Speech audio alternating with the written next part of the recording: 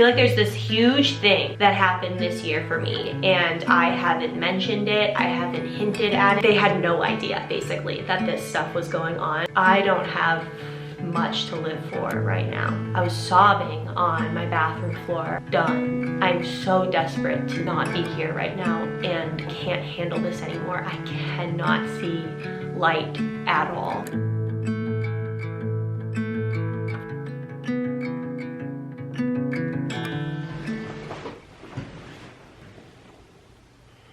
This is weird. Hello everybody, it is Dingle here and welcome back to my channel. I hope y'all are doing super duper well. When in doubt, always just start with the intro. Cheers. For the past month plus, when I was like visualizing what I wanted this video to be, I visualized like my hair down, freshly dried, so it was like a little volumey, you know, and my makeup would be done and I would be in some sort of pinky cute outfit, something very like my aesthetic, and I'd be filming it with like natural light because that's like the best light, you know. But I've also learned with these types of videos, I can't plan them too much or else it just doesn't feel like me the most. It just doesn't feel right. And for these videos, at least for me, I can't like stage anything. And honestly, it usually just feels the most right. With my hair in a bun, a sweatshirt that says Mangy Moose on it, later at night with a ring light, a glass of wine, and candles in the background. So here we are, my friends. Hello, Bonjo. First off, if you are just clicking on this video and you're new to my channel, hello. My name is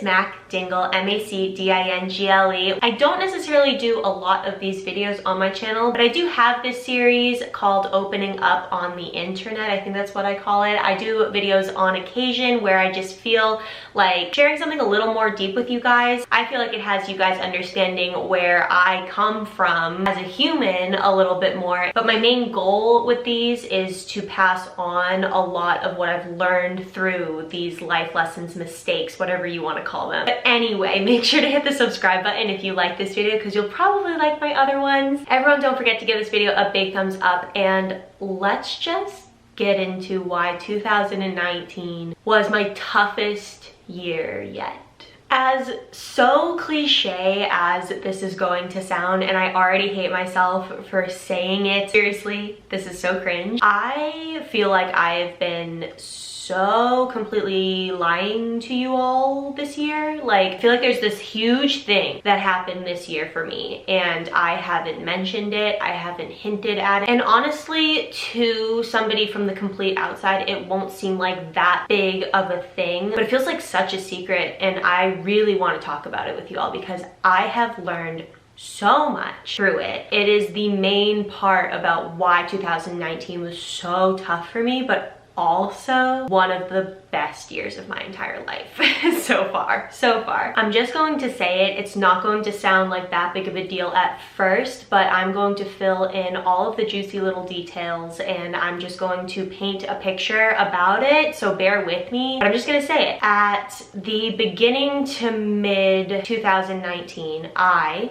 Dingle, quit my full-time job, and also within 2019 I moved across the country. So you guys already knew a lot about that second one, and I feel like we've talked about why that one was a big change and stressful and a big decision in other videos, so I won't go too deep into that. I feel like people understand that moving is a really big stressor, and moving across the country is just a whole other animal, but we did it, we're here, hello. But let me just paint the picture about the whole quitting my job thing and just the picture surrounding that for me personally, and then I want to fill in the details of this time of my life and how freaking hard it was for me, and then we're gonna go into all of the things that I have seriously learned and I wish that somebody told me during this time or even before, so I could have probably made decisions like these, not necessarily this one, but decisions like these for myself earlier, if that makes sense. So stay tuned, there's really good life stuff happening towards the end of this video, just bear with me. We're gonna need more of this. Okay. My entire life up until I quit my job was laid out for me. That's how I see it now. Hindsight is 20/20. I totally understand that. But when I say that, it's not necessarily a bad thing. It's not that I wanted to do something different, but my parents made me do these other things or anything like that. It's just the straight facts. Like, it was completely laid out. You are born, you are brought up in a house, and you go to school. You get, whether it's public school, private school, whatever. You go through elementary school, which leads to middle school, which leads to high school, where you have to graduate. And then, for me at least, the next step was college. There was absolutely no option for anything else or anything like on the table, and I didn't know of anything else, so it totally makes sense, right? And I don't regret anything. Let me just get that out. I don't regret any of these paths that were laid for me. I'm so thankful to have everything that I have and the opportunities that I have been given in this life of mine.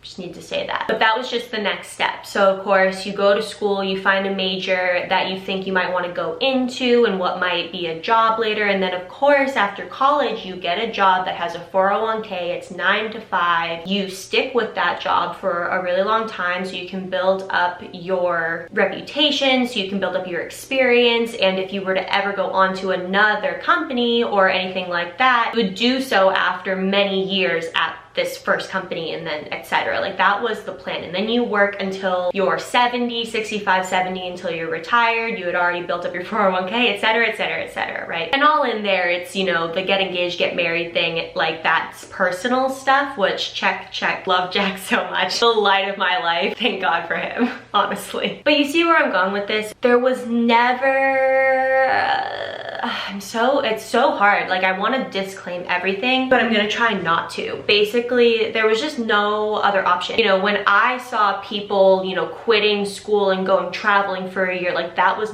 never even a thought to me. That was crazy. You know, like, that was just like, what are they doing with their lives? That's absolutely insane. Like, I had this path that I was going to follow, and it was my decision to follow it. I didn't know anything better, if that makes sense. So having painted that picture and just having this whole plan laid out for you and not knowing anything different and everything else just seeming like an absolute crazy possibility as far as life goes, quitting my full-time job with not necessarily a plan. Let me just add that. It's not like I was quitting and going on to another job or another company where I was going to be doing the same. I literally quit my job with a slight plan, and we'll get there. However, this was not in the cards for me, and it happened, and it honestly may seem really impulsive, especially when I tell the story of the details around like what happened leading up to me quitting. But this was a decision 1 to 2 years in the making, I would say. So let me go back to this crazy time of my life earlier this year and paint in the little details that surrounded this. So it's not necessarily a secret that I deal with anxiety. I don't think it's a secret anymore. I don't look at it as a complete downfall necessarily. Just the fact of the matter, it ebbs and flows, and I can literally pinpoint the moment where it started spinning out of control. And since then, I think that was in 2015, I could not get a handle on it. When I'm talking about anxiety, I'm saying, like, you know, sleepless nights, thoughts like you're not good enough and you don't deserve good, and no matter how hard you work, you will never be as perfect as everyone else wants you to be. There were voices, not like literal voices, let me just say that, but like the things that I was telling myself were so bad. Like, they were so mean. Like, I was so mean to myself, and it all revolved around work and my job and needing to be perfect at it. And if I made one mistake, it was the worst thing in the world, and I was working at it. It had ups and downs, but literally for years it was up and down. And I would play with the idea of like, oh my gosh, like, I can't do this anymore, I'm never gonna work again. But I was like, if I can't handle this and figure out my own thoughts with this, like, what am I supposed to do? It's just gonna keep happening, it's just gonna keep falling. But I was convinced that if I just left, everything would be better, if that makes sense. But my anxiety was never as crippling as it was in late 2018 to early 2019. I remember for straight months, seriously straight months, just waking up and at least, maybe it was every single day, but at least 4 times a week, I would get up, throw up, man up, brush myself off, and get to the office, act like everything was okay. And of course, some days I would do a better acting job than others, and I think I did a pretty good one, because when I was talking to my friends after the fact, and it's hard because this company, a lot, like, everyone is my friend, if that makes sense. Like no one felt like just a simple, like a coworker, and I'll get to that in a second. Like that is a whole other thing. But so when I was telling people after, they were like, I feel like I am meeting a completely new person or a new version of you. They had no idea basically that this stuff was going on. But yeah, I was sick. Like I was so physically sick and mentally sick because of the pressure and the amount that was on my shoulders as far as this job went. It's almost like my default during these months was depressed, completely miserable. I don't even want to try to go back there and try to explain my mental state, but the only thing that got me out of bed was the fear of failing, and that is so dark. Like I would have stayed in bed, I would have not given a single crap about anything, except I was so afraid of personally failing and failing the company if I did not rise and get to work and get on the calls and do all the things that needed to be done in order to not have the projects that I was leading fail. I remember, this is dark, I think I'm gonna share it anyway. I can't remember how long this was going on, like this specific one, because I fly a lot.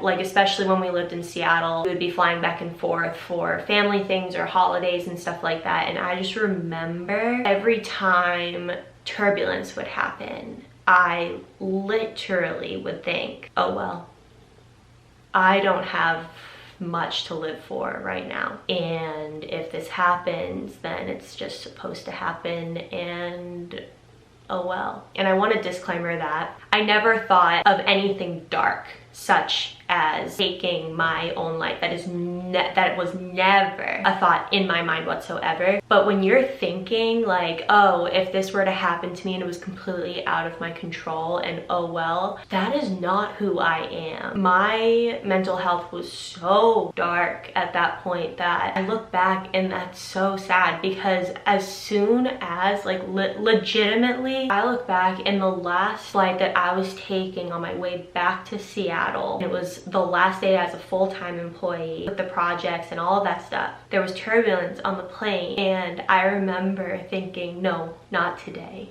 because it felt like my life was just starting. I had something to live for now, and my choice, oh God.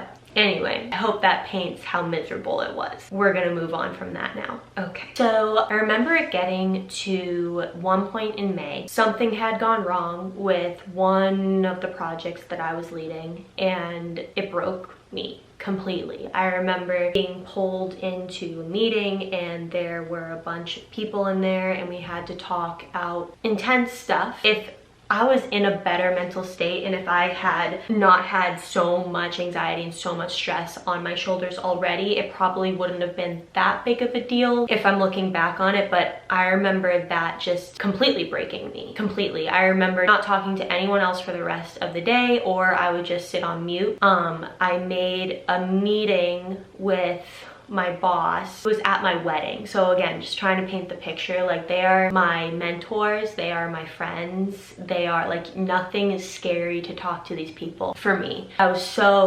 This was it for me. I remember that night after the really hard day and the thing that broke, I had a full-on break. I broke. I was at my parents' house. I was sobbing on my bathroom floor. Jack was on FaceTime. I was inconsolable. I was so lost, and I said to Jack, I'd said this so many times before, that's why, like, I'm sure he didn't necessarily 100% believe me, but I was like, I am making a meeting tomorrow, I have to go, I'm so done, I'm so desperate to not be here right now, and I can't handle this anymore. I cannot see light at all. I literally made a meeting for the next day. It was Friday the next day, and I was flying back on Saturday. I was flying back to Seattle, and that meeting got swallowed up because everything was so busy, and I literally had 10,000 meetings a day on my calendar. And I was like, okay, maybe that's the universe telling me, no, stick this out, you can handle this, got this, like, that's a mistake, you shouldn't do that. So I remember getting on the plane on Saturday, and I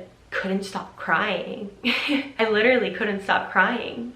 I was so lost and so sad and so desperate to stop living this way. So desperate to stop living this way. I don't remember the last happy day that I had. Like my wedding, you know, like probably my wedding, because every single day was consumed by thoughts of having to go back to my job on Monday and just start the misery over again and start the pressure and the anxiety and the not sleeping, and it was just so bad. And so I just remember having another break when I got to Jack, when I landed in Seattle, and just completely breaking everything. And it was just so timed. It was so clear. I didn't have a very solid plan at all. I just needed to get out. I needed to have space for, who knows, a week, 2 weeks, something. Like I was just so on the edge of it was bad. It was just bad. I made a meeting. I literally wrote up. I remember waking up on Monday at like 5 o'clock in the morning, and I remember I wrote out so many documents of just all of the project information and where things were at and what the next steps were and the schedules and everything. If someone were to pick up my projects and I never were to return, I remember writing out every single little detail that they would need, glossary format, to literally look up as like a manual so that they could just carry these things out for me if I never returned. So I wrote up all that stuff. And I remember texting my boss, and I got on the phone and I was shaking, crying, I'm sure. Like I just remember, and oh, this is gonna make me cry. I was gonna make this part of the video separate about just everyone that supported me through this time and everyone who was so supportive when I didn't expect it at all. But this person, I am so grateful, because this person in this company, I will forever be in debt of. I will be so grateful for them every single day, because they have a company to run, you know, like they have projects to think of, revenue to think of. It's business. I'm just a resource running projects or whatever. Like I'm someone that they pay, and if I were to go, they could quickly replace me. You know, at the end of the day, it's just business. So whenever they would say like, we're family, like I know I believed it and I truly felt it too, but at the end of the day, I knew this was a business, you know. But I got on the phone with this person and I explained. I just didn't hold back. I couldn't hold back anymore. There have been a few other phone calls before this where I was like, there's too much on my shoulders, I can't handle it, blah blah blah, right? But I just remember telling him everything. I told him about Thursday night, and I told him about Saturday, and I was just like, I am broken, like I can't go on, I need a break, I need a break. And he said, anything you need. He said, take as much time as you need and let me know if you need absolutely anything else. And he didn't ask any questions. He was so supportive. He was so understanding. Those are the people that you want to surround yourself in life. The people that will drop everything for you, or will not ask questions when you ask for something. Or this person could have, and I doubt they're watching this right now, but if you are, I love you so much. This person could have been like, okay, well, you have 2 weeks, and you know, that's just the logistics of the matter. So in these 2 weeks that you take off, these will be your last one. Like, you know, he could have just been all businessy. Like he didn't think twice. He didn't even think twice. He got people on it. I told him I had all the papers already filled out. He got me in touch with someone who could take this project, and this person could take this one, and this person, like he figured it all out and dropped everything to help me be able to take the break that I needed at that time, right then and right there, without question. In that moment, I remember thinking this stuff about family, this stuff about how this company's family and blah, blah, blah, that is the farthest thing from bullshit that I have ever heard, because it's the truest thing that I've ever heard, and it just rang so true when you need it the most. That's when you know who really is there for the long haul, you know? Anyway, so I had a couple more meetings, and it just continued to ring true. The people throughout this whole thing, and I'm saying besides Jack, like I'll get to Jack in a sec, you know, like I think, oh my god. But anyway, it's so funny. It's like when things like this happen, or when big things like this take place. It's almost like the people who you don't think are going to support you the most end up supporting you the most and being your rock, because the people who, in all intents and purposes and all whatever, like would have been screwed over the most, you know, like the bosses of the company where their main producer was leaving and the projects were like, you know what I'm saying? Like she was walking out, she was dropping them, and they were the ones that were telling me how proud of they were the ones telling me how proud of me they were and how supportive they were of this decision, and for me to make a decision like this, and how scary it must be, but how proud of them they were for me making such a brave decision. I'm not even kidding. The people who could have been angry and frustrated and let down that I had to walk out, they were the ones that held my hand throughout the whole thing. I remember my other mentors there, another boss at the company, I remember him saying, during this time when you're thinking about things and whatever this may be, because I had no idea, I just needed to think about my path, I needed to think about life, I needed to think about where I was headed, I needed to just clear my mind because it was not in the right place right now, and I couldn't think straight for 2 seconds about my next move while I was so depressed and so anxious. And I remember him saying, because he knows me so well, he said, Mac, I know your first gut during this time is to think of all the things that you are bad at, quote unquote, and things that you could grow in and things that you're lacking in, because that's just the person you are. And I agreed. Because my first thought is I need to think about the things that I need to improve. Like I need to settle down, I need to think about the things that I need to do better in and get stronger in, you know? And he said, I advise you to do the complete opposite, because not everyone can be good at everything. That was hard to hear because I always want to be good at everything. But he said not everyone can be good at everything. Everyone's going to have their strengths and everyone's going to have their weaknesses. And it's the people who hone in on their strengths, that understand what they are strong at and hone in on those things, that are the most successful in whatever they do. So for him to be giving me this advice, it stopped me from thinking over and over about what I could have done better. I still did that, obviously. It took me a while. It still takes me, like there are nights where I just think over and over and over about how I just screwed up these projects that I left, when that's just simply not true. But here he is giving me this advice. And the other thing, because he knows me so well, the other thing that he told me, I slept so good that night for the first time in half a year. Hearing this, he said, you have set up these projects, because I'm a producer. That's what I was doing. I like managed projects and things like that. You've set up these projects so well and you set them up for such success that the handoffs have gone so smoothly that you don't have to worry about them falling. I needed to hear that so badly. I just remember that. And for him to take the time to tell me that and just know what I needed to hear and say it with such sincerity, because he truly meant it, was so needed. I feel like saying this stuff out loud, you guys are like, oh my gosh, this stuff happened. Like I feel like this has all been so secret. Like it's just been this huge secret in me, and all these things that I went through earlier this year, and it's just so crazy like to actually be able to tell you. So I took 1 to 2 weeks. I knew in my heart after a few days of taking a break, which actually took me a lot longer to actually take a break. I remember trying to relax and like being in Barnes and Noble and seeing these, just because we used like Google Hangouts, and like seeing these Hangout pings and texts come through and reading them and then texting other people. And that, so one of my best friends at the company, he texted me. I saw him text and I like opened it right away, and he was like, how are you supposed to take a break when you're not off of Hangouts?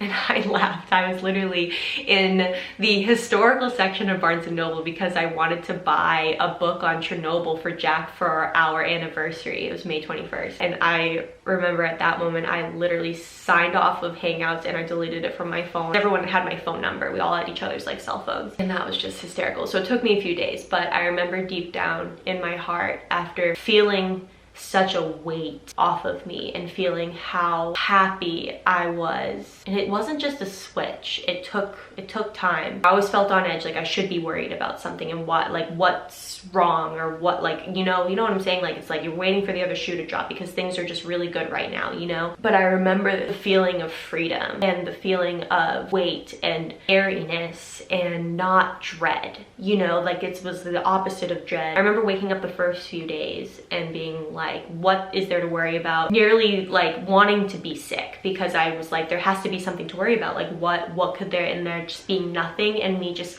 truly taking a break. And I just remember deep down knowing that I can't, at least right now, I can't go back there. I can't go back to do the same thing that I was doing. It's just not for me. And that's scaring the bejesus out of me because that's not the plan. That's not in my plan. That's not a path that I am destined to take. You know what I'm saying? But anyway, so I did that. I literally didn't fathom the idea of not bringing in any money and leaving it all to Jack, or like having us have like financial stress or anything like that, because all of a sudden we were going from a 2-person incomed house to 1, and I could not in my right mind put that all on Jack. So I remember finding Q Kids. If you guys found me through there, I set myself up with Q Kids. It was an online teaching platform where I taught English to little kids over in China, and that was really great, and I made decent money off of it. Like, depending on how often I wanted to work, they were open for me working, and that was amazing, and it was all online. And I also took up Uber Eats, and I remember that summer of 2019 being so like physically hard. Like, I was so tired at the end of the day because I was splitting my days up between YouTube, because I wanted to keep doing that. YouTube was the only light in my life during this whole period of time up until I left my job. So I was not stopping that. Like, that is the constant joy in all of this, is YouTube. So when I always said, like, I appreciate you guys and I love you all so much, and I can't imagine my life without these videos or making these videos or having this community that we have online, I think you now understand how truly I mean that and how much you seriously mean to me, because you guys played a huge part in that sliver of happiness that I had left in this time, as horrible and dark as that sounds. So I was splitting up my days during this summer, like wanting to keep doing the videos, but also doing Q Kids in the morning because the China time was like opposite of us. So I would catch them at the end of their day, teach them some English, and then I would go and do YouTube stuff. And then around 11 or so, I'd get in my car and do Uber Eats for 2 to 3 hours a day. And that was fun. Like, I wouldn't recommend Uber Eats because of all the miles that you put on your car for like the little pay that you do get per trip, you know? Like, I got some really good money during like the bonus times, or like the increased demand times, you know? You can get, I got like 20 bucks just for like a 5-minute trip one time because of all the bonuses or whatever. Do you want me to do a video on Uber Eats and like tips and tricks and like I know things, dude. I know things. I remember for the first time, whether it was Q Kids or Uber Eats, it was just this amazing time of doing mindless things that didn't really matter at the end, or like I didn't hold so much self-worth in these jobs, so there wasn't as much pressure or anxiety when it came to them. It was truly just easy. It was just easy, and I don't remember doing something so easy for money in so long. It just was so nice. It was exhausting. It was so tiring. Like, driving for 2 to 3 hours every day, and like getting out of your car, trying to find parking, grabbing the food, making sure it was the right food, delivering it to customers. There were some angry customers, you know, things like that. It was really tiring, but it was really nice. And I hustled my butt off, and I was so tired every single day. I would stream still on Tuesdays and Thursdays, get up at like 5 something in the morning for Q Kids, and I would teach. It was like the toughest, it's not like the hardest ever, it was physically the hardest I think I've ever worked. I was hustling so hard, but it felt so good because I didn't just quit and bum. You know what I'm saying? Like, I didn't just walk out and be like, I can't deal with the world, I'm going to never get out of bed because poor me. Jack, please take care of me. I can't fathom working ever again. Please be my sugar daddy. Like, I didn't do that. I picked myself up, I put on my big girl pants, and I figured it out, and that was so empowering. That summer, that was so empowering. Not the most glamorous, but it was awesome. I was like, You can do this, kid. You've got this. It was coming to the end of the summer and Jack and I were getting ready to move, which again, stressful in itself, might I add. And I got an email. And we've been texting on and off, my bosses and I and my friends from the company and stuff like that. But they're checking in on me and they were just being, again, the most supportive people on the face of this earth. But I remember I saw an email come in, and so my slogan on YouTube is Dingle, Life, Beauty, Sims. Like I do, it's lifestyle, I do some beauty and fashion, like things like that in Sims. And I saw the title. It was from the boss that I had my first conversation with, and he goes, Dingle, Life, Beauty, Sims, Company Videos, question mark. And he invited me to create videos for them, like marketing videos, because he knew I could video edit. Literally, like, I can't even fathom, so one thing led to another. Of course I said yes, and now I'm still doing videos for them and different things for their YouTube channel and like all this stuff. And like, I literally have a part-time job at a company that I love more than life, doing something that I love more than life because they reached out to me to do it. Like I pinch myself, I wake up every day pinching myself. I am so happy. I am doing something I love for income, for a company that I was so sad to leave. It's mind-blowing. Like literally, so when I say like things just work out and they will work out, that my friend was so right. Things just work out. They just work out. It's crazy. It's absolutely crazy. And I don't understand how I'm so lucky to be here right now talking about this. If you told me this would be my situation, I would not believe you. I would straight up not believe you. I would laugh in your face and tell you to have a nice day. I want to get to the top 3 things that I took away from this that I really want you to hear, because no matter if you are going through something similar to this, you can apply this to all different situations. You can apply it to any tough decision in your life that you are afraid to make because you're unsure, like anything. I need you to hear these things. But just real quick, I cannot tell you how lucky I feel every day to have Jack in my life. I know that you see how amazing he is. I see the comments. I see you understanding how sweet he is and how funny he is. But I am telling you, when I was so scared to make this decision, it was for us. Like all of a sudden we were splitting our income in half because I wanted to make this life decision because I needed to. Jack could have said, hold up, let's think about this. We have to blah, blah, blah. Literally said, okay, you need to do this and I support you and we'll figure it out. He he has his own dreams, you know, and I have mine, and we have ones that we share together, and he didn't even think about this. He didn't think twice. He was like, yep, you have to do this. Do your thing. You've got this. Find yourself a Jack because you deserve it. Everyone should find themselves a Jack. Because I love that man so much, and he's probably not watching this right now. But Jack, if you're watching this, I am so lucky to have you, and I wake up every day feeling so grateful for you. And I don't take 1 second for granted of having you in my life. I love you so much. Okay, so here are the things that I need you to hear. Here are the things that I absolutely need you to hear. I used to look at life as moments, and they could be really happy moments or really hard moments or sad moments, but no matter what, you take it, you learn from it, and you move on, and that's over. But what I realize as I go on in life is you never actually stop learning, even from one situation. I'm convinced I have learned so many things from this, but if I look back at this even a year from now, I'm sure I will realize that I learned even more things.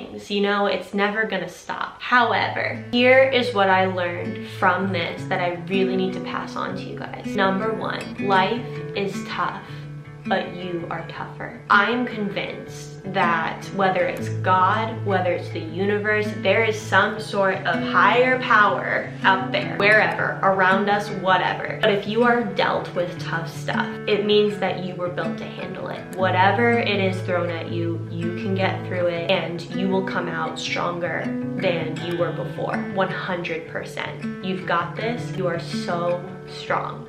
That's number 1. Number 2, no one is going to make your decisions for you. That's a big one, because I remember through these dark times, through these like super sad and depressing times, I remember just reaching and looking. Like I would have all these conversations with my parents and just wanting them to say, yes, go for it. Get your job, you're clearly miserable, you'll figure it out, don't worry sweetie, you've got this. Like I was looking for people to say those words to me. I just needed that extra push, and no one did. And that's because no one can make these decisions for you. If you deep down know the answer, but you're just afraid to take the leap, just know that you're the only one that can take that leap. The person next to you can't take that leap for you. You've got to take your own leaps, my friend. If they end up being the wrong decisions, or the not so easy decisions, or not necessarily the right time to make those decisions, you'll be fine. You'll figure it out, you'll backtrack, you'll try again, you'll do, like, not everything needs to be the right decision, if that makes sense. Just do what in your heart feels right, and everything will work out, I promise. Number 3, I think this is actually one of the first things I realized through this whole thing, but there is not one way to live your life. Going through high school, getting your high school diploma, going to college, getting the job, doing the 401k until you retire, that's one way to do it. That is one way to do it. There are people who never get jobs. They marry right outside of high school, they have a bunch of kids, and they're happy as all get out doing that. I wouldn't necessarily be happy doing that, but that does not mean that that path is more wrong than the other path. Some people get a job, save as much money as they can, quit, go travel for a crap ton of time, come back, make a bunch of money, go travel again, and then they're happy as clams doing that. That might not necessarily be the path for me, but that also doesn't mean it's wrong. And then some people go all the way through college, they get the job, they do that for a few years. A couple of those years they are absolutely miserable and so depressed by the end, and then they quit and they don't necessarily have a plan. But guess what? That's also not a wrong path to take in life. There may be paths in life that are safer than others or more conventional than others, but that doesn't necessarily mean that it's the best path for everyone. Everyone's path is going to look so different, and everyone's timing is going to look so different. You can't compare yours to the next, to the next, to the next, because you're gonna drive yourself crazy, my friends. Live your life, do what you feel is right, and everything's gonna work out. I think I've talked enough, my friends. I don't know about you. I think I've been in here for over an hour, so I can't wait to edit this video. But guys, if you have made it all the way to the end of this video, thank you for listening to me. Thank you so much for hearing my story. If you have any questions whatsoever, leave them in the comments below. I'm constantly reading the comments. I love you more than I think you realize. It's kind of creepy, I understand that, but I do. You guys are seriously a constant light in the dark times that I talked about today, and I'll always be thankful. I seriously will always be thankful for this little community that we have on the internet, and even if we blow up tomorrow and get 1 million subscribers, I will remember the people who always commented on my videos back when we were 3,000 strong. So thank you. Seriously, from the bottom of my heart, thank you. If you're new and have made it all the way to the end of the video, holy crap, if you haven't hit the subscribe button yet, don't know why. Make sure you hit the subscribe button down below. Everyone, don't forget to give this video a big thumbs up before you go. Happy New Year, everyone, and welcome to 2020. Let's make this your year, my friends. I love you. Bye.